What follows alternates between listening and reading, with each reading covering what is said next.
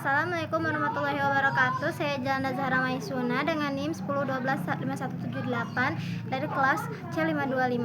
Di sini saya akan mempresentasikan mengenai agensi dan voluntary disclosure dengan tema konflik kepentingan dan transparansi perusahaan. Teman-teman, pernah nggak sih kalian nitip tugas ke teman tapi hasilnya itu gak sesuai sama yang kita harapkan? Nah, kondisi seperti itu juga bisa terjadi di perusahaan dalam dunia bisnis. Masalah ini dikenal sebagai agency problem.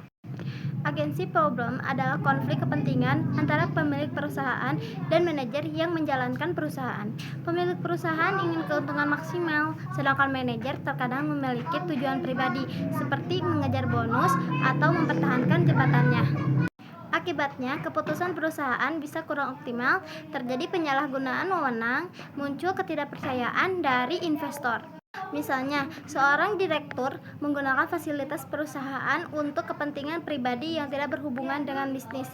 Jadi, semakin besar konflik kepentingan, semakin penting pengawasan dan tata kelola perusahaan yang baik.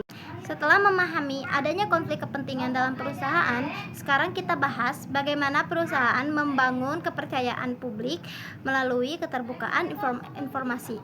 Voluntary disclosure adalah pengungkapan informasi secara sukarela oleh perusahaan di luar yang diwajibkan oleh peraturan.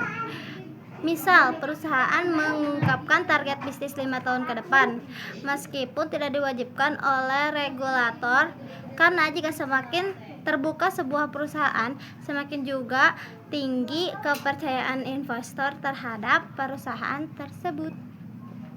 Sekian sedikit penjelasan dari saya, terima kasih.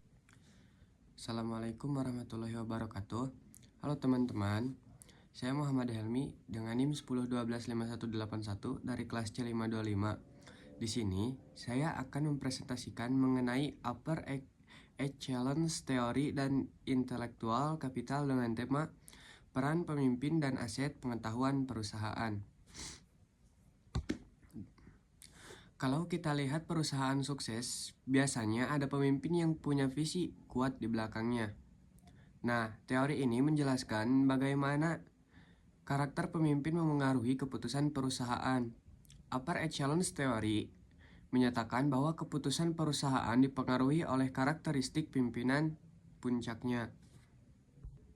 Contoh, CEO yang masih muda biasanya lebih berani mengambil risiko dan mencoba inovasi baru dibanding CEO yang lebih konservatif karena keberhasilan perusahaan sering kali dipengaruhi oleh kualitas dan karakter pemimpin. Di era digital sekarang, aset perusahaan bukan cuma gedung atau mesin, tetapi juga pengetahuan dan kemampuan orang-orang di dalamnya.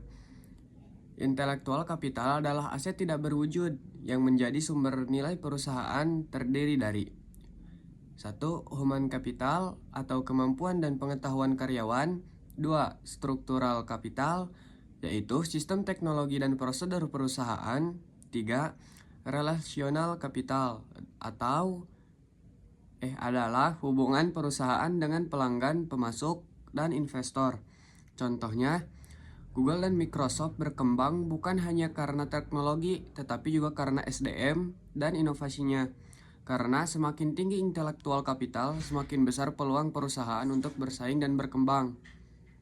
Halo semuanya, saya Alis Tarmi dengan NIM 10125194 dari kelas C525. Di sesi kali ini saya akan mempresentasikan mengenai karakteristik perusahaan di emerging market dan dominasi good corporate governance di Indonesia dengan tema corporate governance di emerging market. Indonesia termasuk negara yang berkembang atau emerging market. Karena itu, perusahaan di Indonesia memiliki karakteristik yang berbeda dengan perusahaan di negara maju. Di sini saya akan menjelaskan sedikit tentang karakteristik perusahaan di emerging market. Yang pertama yaitu pertumbuhan tinggi, yang kedua risiko lebih besar, yang ketiga kepemilikan terkonsentrasi, yang keempat ada transparansi masih berkembang, dan yang kelima ada tata kelola belum sekuat negara maju. Di sini saya kasih contoh yaitu banyak perusahaan di Indonesia yang masih dikuasai oleh keluarga atau kelompok usaha tertentu.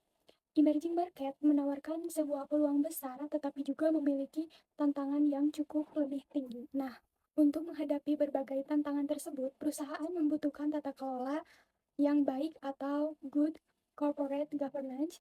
Corporate governance adalah sistem yang mengatur dan mengawasi perusahaan agar berjalan secara transparan dan bertanggung jawab. Nah, adapun prinsip GCG atau Good Corporate Governance, yang pertama ada transparency, yang kedua ada accountability, yang ketiga ada responsibility, yang keempat ada independency, dan yang kelima ada fairness.